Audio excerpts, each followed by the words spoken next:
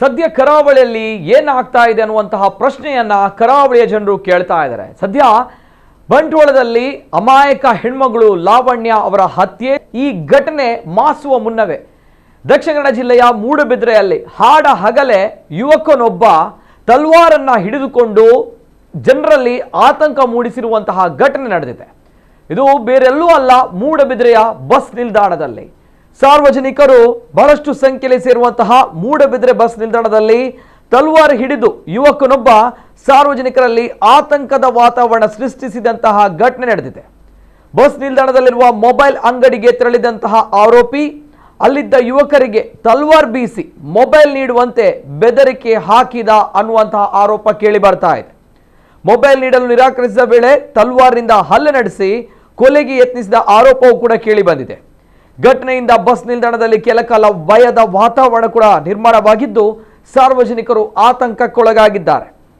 ಯುವಕನನ್ನ ಸದ್ಯ ಪೊಲೀಸರು ವಶಕ್ಕೆ ಪಡೆದುಕೊಂಡಿದ್ದಾರೆ. ಸೂಕ್ತ ಮಾಹಿತಿ ಪೊಲೀಸ್ ಇಲಾಖೆಯಿಂದ ತನಿಖೆಯಿಂದ ಗೊತ್ತಾಗಬೇಕಾಗಿದೆ.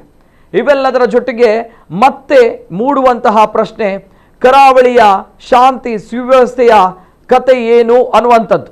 ಏನಾಗ್ತಾ ಇದೆ ಕರಾವಳಿಯಲ್ಲಿ? ಪುಂಡ ಪೋಖ್ರಿಗಳ ಅಟ್ಟಹಾಸ ಆಗ್ತಾ ಇದೆಯಾ ಕರಾವಳಿ ಭಾಗದಲ್ಲಿ? ಬಂಟ್ವಾಳದಲ್ಲಿ ಅಮಾಯಕ ಹೆಣ್ಮಗಳು ಲಾವಣ್ಯ ಅವರ ಹತ್ಯೆಯ ಬೆನ್ನಲ್ಲೇ ಅಲ್ಲೂ ಕೂಡ ಬಸ್ ನಿಲ್ದಾಣದಲ್ಲಿ ಆಗಿರುವಂತಹ ಘಟನೆ. ಅದು ಸಾರ್ವಜನಿಕರು ಸೇರುವಂತಹ ಸ್ಥಳ, ಜನನಿಬಿಡವಾಗಿರುವಂತಹ ಪ್ರದೇಶ. ಹಾಡ ಹಗಲೇ ಚೇತನ್ ಅನ್ನುವಂತಹ ನರರೂಪಿ ರಕ್ಕಸ ಕೈಯಲ್ಲಿ ತಲ್ವಾರನ್ನ ಹಿಡಿದುಕೊಂಡು ಲಾವಣ್ಯನನ್ನ ಹತ್ಯೆ ಮಾಡಿದಂತಹ ಘಟನೆ ಮಾಸುವ ಮುನ್ನವೇ ಮತ್ತೊಂದು ಘಟನೆ. ಹಾಡ ಹಗಲೇ ಒನ್ಸ್ ಅಗೇನ್ ಬಸ್ ನಿಲ್ದಾಣದಲ್ಲಿ ಮೂಡಬಿದ್ರೆಯಲ್ಲಿ ಒಬ್ಬ ಯುವಕ ಹಾಡ ಹಗಲೇ ತಲ್ವಾರನ್ನ ಹಿಡಿದುಕೊಂಡು ಜನರಲ್ಲಿ ಸಾರ್ವಜನಿಕರಲ್ಲಿ ಆತಂಕ ಮೂಡಿಸಿರುವಂತಹ ಘಟನೆ ಬಹಳಷ್ಟು ಪ್ರಶ್ನೆಗಳನ್ನು ಹುಟ್ಟು ಹಾಕುವಂತೆ ಮಾಡಿದೆ. ಏನಾಗ್ತಾ ಇದೆ ಕರಾವಳಿ ಅಲ್ಲಿ ಅನ್ನುವಂತಹ ಪ್ರಶ್ನೆ ಮತ್ತೆ ಮೂಡುವಂತೆ ಮಾಡ್ತಾ ಇದೆ.